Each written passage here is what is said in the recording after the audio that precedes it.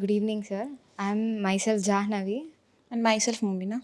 We are from Department of ACSC, currently studying second year cybersecurity.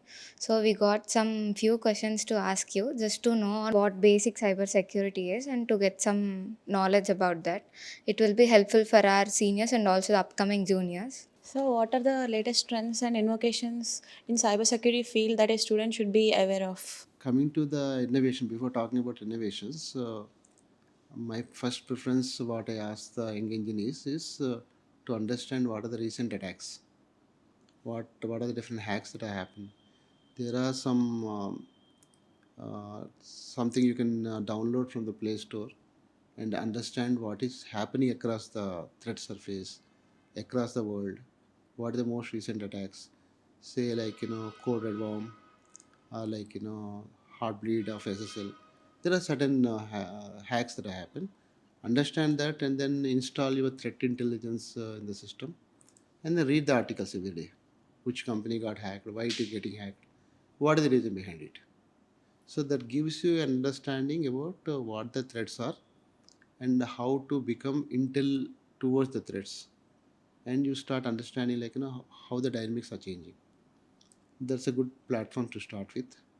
And then at the same time, as a computer engineer, especially in the cybersecurity space, so I prefer you to understand more into the fundamentals of networking, operating system, and then prepare some sort of scripting language that helps you like understands the core computer concepts. That way, like if you balance both of these, one way you understand the emerging threats, what is coming, that way you get equipped with, and second way you are making your base a little bit richer, helps you sail through this. What are the current biggest threats in the industry right now and how can students contribute to those? So, as you know, like the cloud computing. So initial days, right? All your assets are at your home.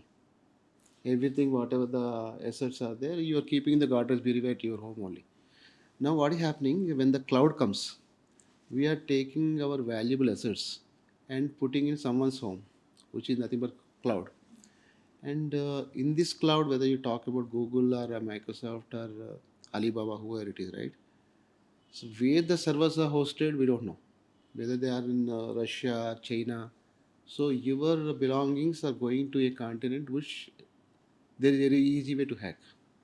So all the companies are heading towards cloud, thinking that we will save the costs involved in the assets and maintaining that, right?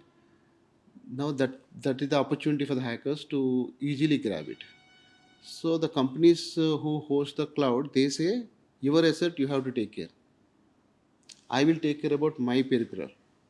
So since you are bringing the things, you are keeping the things in my place. I will take care about my place, but you are responsible for your data. So the threats are most included in the way like the crown jewels are in the cloud, which is easily accessible to the hackers. That is one thing, right? Second thing is passwords, the weak passwords, weak credentials, and phishing attacks. So without believing, if someone sent a phishing attack, and without believing, just clicking that and getting damaged. Especially this is happening with the AI industry. So the AI is getting advanced, and then it start mimicking the phishing mail in a way near to the human pulse and the human tone, and it also morphs the face of the particular guy, and he will call to your mobile via video call and say like please authorize it, and without any second thought like we authorize, right? So the threats are coming towards like ransom, towards ransom on the cloud for the for the purpose of ransom, and then want to take out of the data, steal the data. So most of the threats are surrounding around that area. And the second most important thing is the national crime.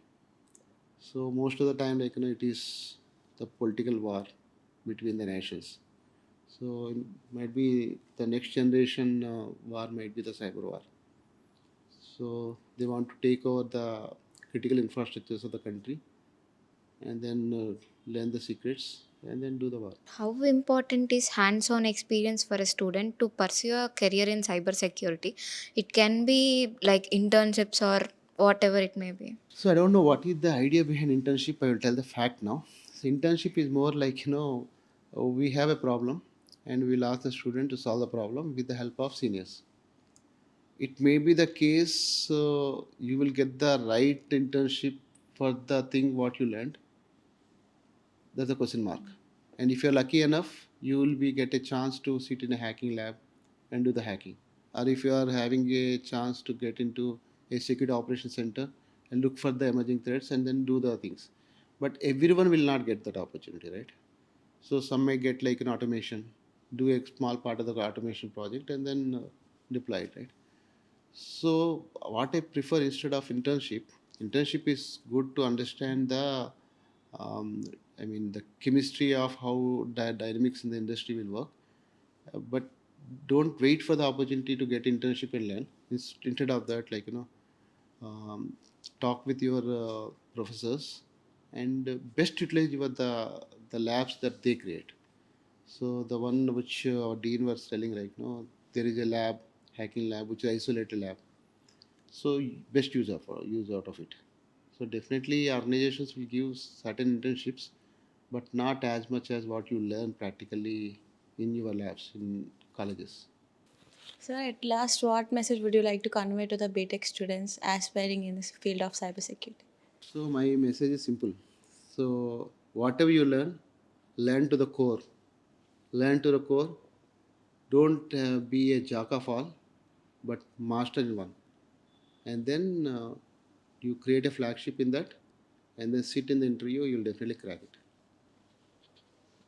Thank you so much, sir.